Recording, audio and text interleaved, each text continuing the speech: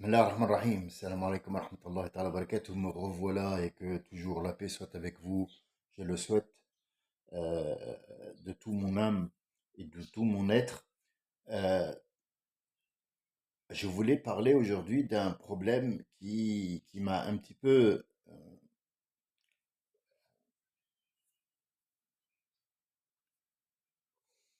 J'ai choisi le mot. Je prends le temps de choisir le mot pour que les gens ne puissent pas le déformer, chagriner quelque part. Dans ma carrière, et Dieu merci, ma carrière était bien. Parfois, j'ouvre une parenthèse, après je la ferme. Parfois, je dis que je suis passé par tel malheur ou tel malheur. C'est pour donner un exemple. C'est pas pour vous dire que moi, je suis pas bien ou quoi que ce soit. Non, alhamdoulilah. Dieu merci. Je remercie Dieu de m'avoir donné cette façon de vivre qui me comble et de m'avoir donné la possibilité. Ça, c'était une demande que j'avais fait quand j'étais petit. J'ai dit, Dieu, je parlais au Rahman, à cette divinité en quelle j'ai cru. Je lui ai dit, montre-moi ton chemin à toi. Montre-moi comment te connaître. Parce qu'on ne demande pas, la plupart des gens qui demandent, ils demandent de l'argent ou une belle vie avec des enfants et tout. Rien à voir avec ce que le Créateur te demande. Le Créateur te demande de le connaître. De le connaître. Après, il te donnera. C'est tout à fait normal qu'il va te donner. Il a donné. Il donne même à ceux qui ne croient pas en lui. C'est pour ça qu'il s'appelle Arab. Et c'est là où je voulais en venir. Et j'ai ouvert une parenthèse pour rentrer, pour exposer l'idée d'aujourd'hui. Ce qui m'a chagriné, c'est que les gens, quand tu leur dis que Allah, il s'appelle pas Allah. Allah, c'est pas un nom. Mais qu'il s'est donné et qu'il nous a donné 99 attributs qui sont à l'origine des adjectifs qui le qualifient de quelque chose que nous comprenons. Mais il t'a donné son nom. Tu le prononces toujours. Bismillah, au nom de cette divinité qui s'appelle Ar-Rahman et qui a pour fonction d'être Ar-Rahim. C'est les deux qui a choisi pour commencer toute chose. Bismillah ar-Rahman ar-Rahim.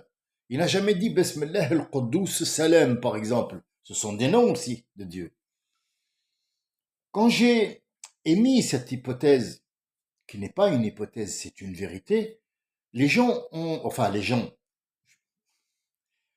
c'est juste par respect, croyez-le moi, je les appelle les gens par respect à lui. Parce que si c'était à mon cas, moi, c'est nucléaire tout de suite.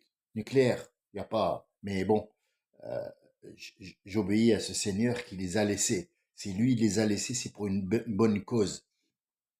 Ce Seigneur-là, il t'a donné un nom pour chaque demande.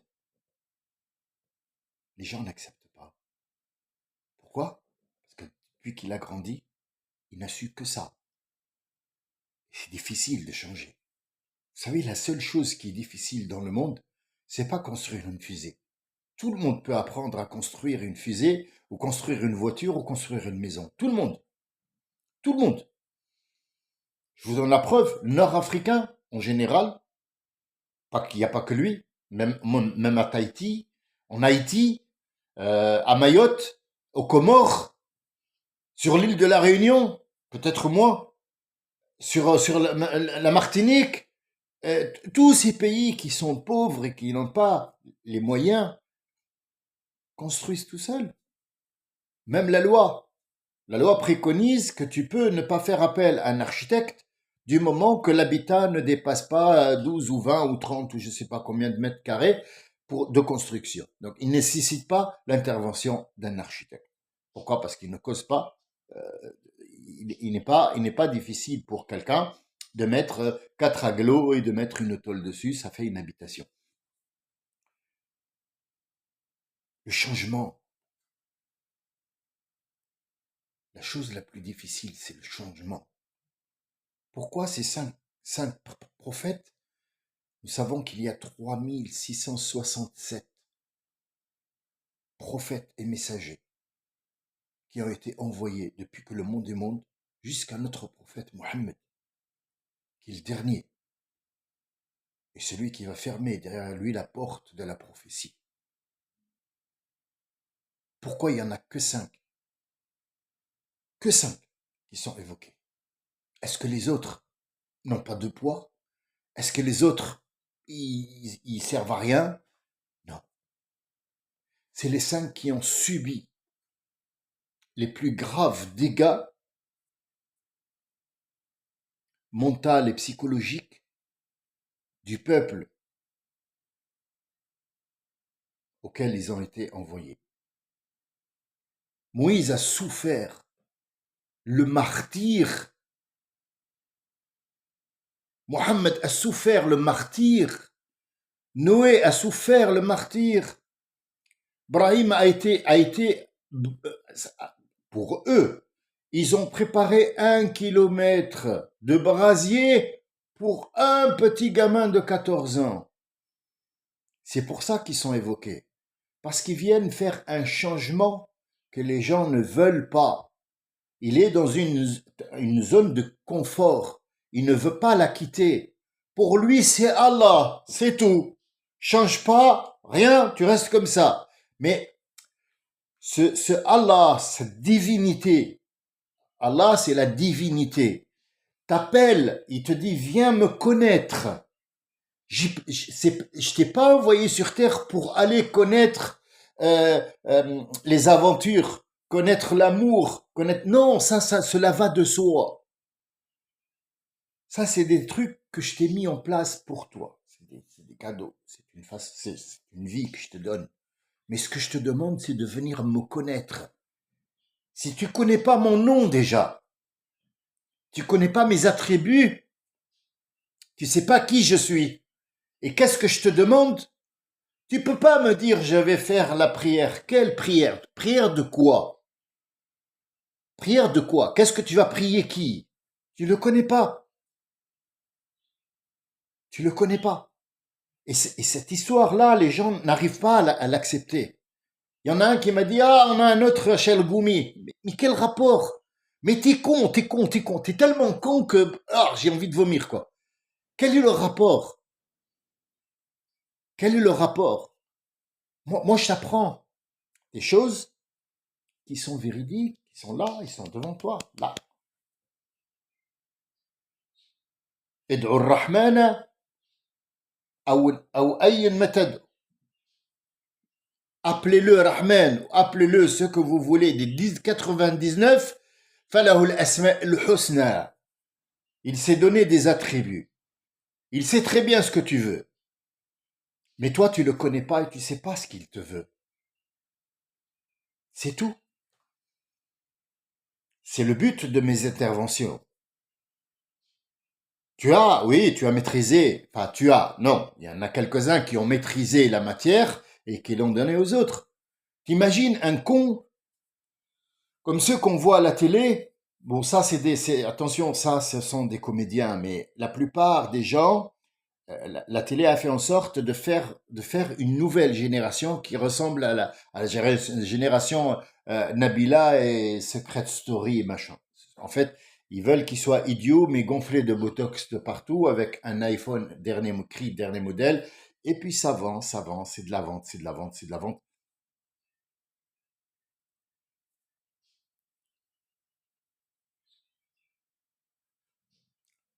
Quand tu me dis que c'est ça le monde, je te dis, oulala, il y a un problème. Si c'est ça le monde pour toi et que moi je suis incompréhensible, c'est que tu parles pas beaucoup, hein. Tu parles pas beaucoup.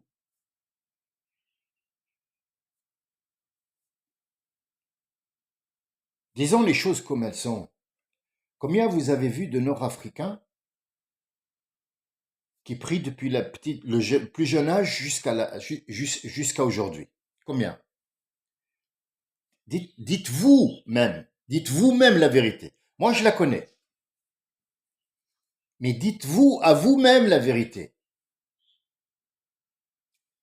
Ils ont fait l'adultère, ils ont bu de l'alcool, il n'a pas fait sa prière, il n'a pas appris le Coran, il n'a rien fait de tout ça, il a mangé ce qui n'est pas apte à être mangé, il a fourniqué partout, il a fait des enfants dans le haram, il a fait tout ça, il a volé, il a cassé, il fume du shit, tout, il a tout fait. Et quand il arrive à 60 ans, et là, il va essayer de devenir un imam, il va se repentir et aller tous les vendredis à la mosquée. Et puis après, tu donnes l'exemple, tu dis, oui, nous, les musulmans. Non, non, non, non, non, non, non. Toi, l'être humain, pas le musulman. Non, il n'y a pas de musulman. Je ne connais pas ce mot. Muslim, muslim, il faut que tu pratiques. Et cette pratique-là, c'est pas une, c'est pas une punition, cette pratique. La pratique, c'est pour toi. C'est pour toi. Le Toubib, il te dit, viens faire du yoga pour que tu sois calme. Mais tu fais 5 fois par jour le yoga. T'imagines? T'imagines si toi, par exemple, ta signorie, c'était par exemple, je sais pas, moi je vais dire un truc à la con, un roi ou un président, soyons logiques, le roi du Maroc par exemple, ou le roi du Danemark, qui te dit viens me voir 5 fois par jour. Laissez-le rentrer 5 fois par jour pour qu'il vienne me demander ce qu'il veut. Tu le ferais? Bien sûr que tu le ferais. Tu serais debout à 2 heures du matin en te préparant, en te rasant, en te préparant, pour voir le roi.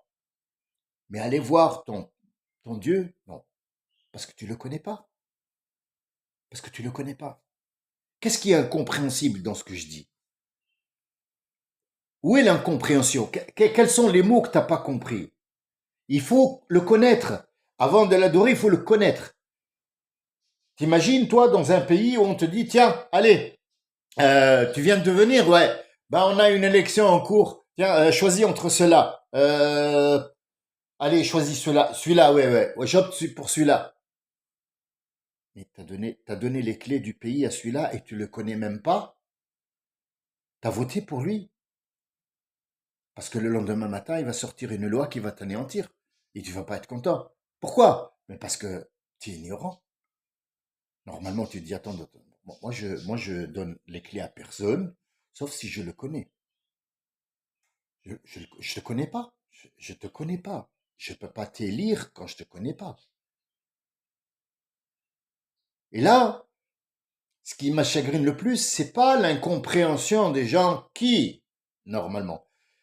Ce qui me chagrine, c'est que, et j'en suis content, hein, c'est un chagrin plus, je suis dans le mécontentement en fait. Comment quelqu'un qui est dans le bonheur, qui était par exemple français, allemand, danois, je sais pas moi, russe, chinois, et qui dit, je laisse tout parce que j'ai découvert la foi. Quelle foi?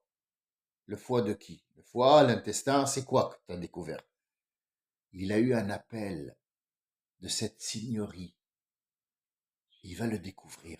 Le problème, c'est qu'il tombe sur des gens comme toi qui connaissent pas leurs pratiques et qui vont lui donner des fausses pratiques. Il y en a un français qui est connu. Je ne vais pas évoquer le nom parce que les gens ils commencent à s'enlacer que je leur donne des citations. Il y en a un qui m'a dit tu te prends pour un grand savant. Savoir une citation de Blaise Pascal, c'est pas être savant. Connard. Excusez-moi, le mot est pas sorti tout seul. Ouais, vous voyez ça, ils te mettent dans un état pas possible. La citation de ce monsieur, il a dit heureusement que j'ai connu l'islam avant d'avoir connu les musulmans. C'est horrible. Entendre ça de la bouche de quelqu'un qui vient que découvrir la foi, et toi, tu es né avec. Parce que vous êtes des musulmans par héritage, et non parfois.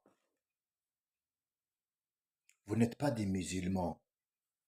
Vous avez hérité du nom, même pas de l'islam, du nom.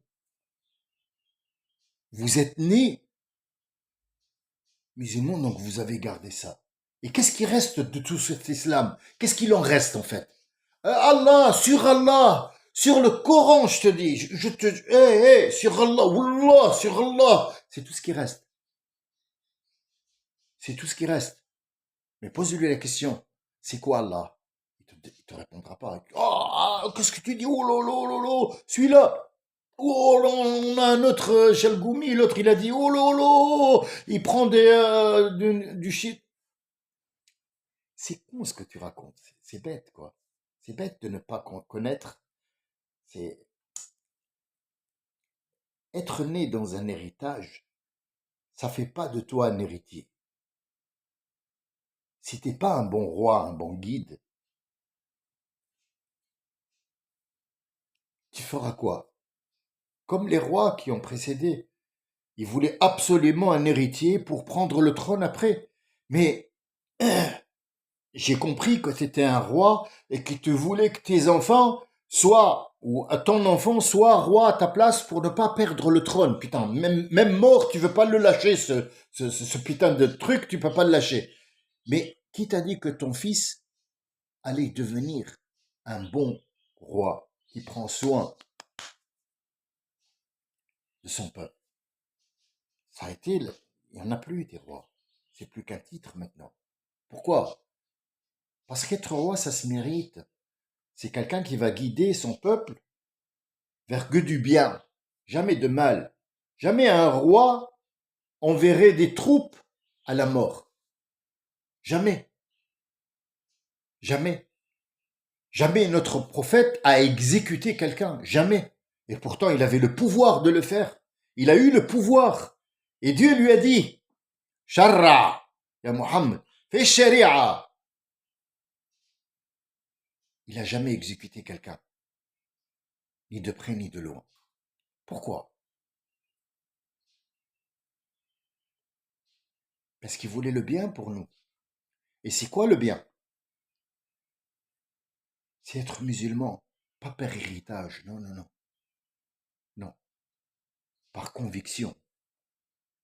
Et la première chose à faire avant la conviction et avant la pratique, et avant d'aller parler des ablutions, il faut frotter comme ça, et je sais pas quoi, Allah, machin, il faut comprendre ce Dieu. Qu'est-ce qu'il te demande? C'est qui d'abord, déjà? Quelqu'un qui toque à la porte. Qu'est-ce que tu fais? La première des choses que tu fais, tu vas voir qui c'est. Ou alors tu demandes derrière la porte, c'est qui? Ou alors tu as une caméra, tu regardes, c'est qui?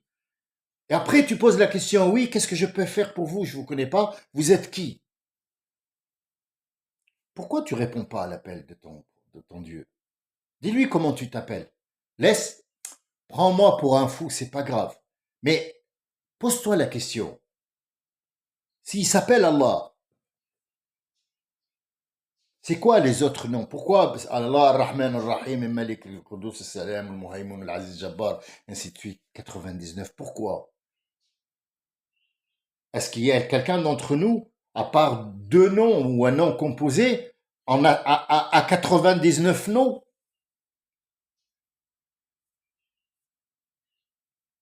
Et ton nom à toi, c'est pour vous connaître entre vous. Mais un attribut.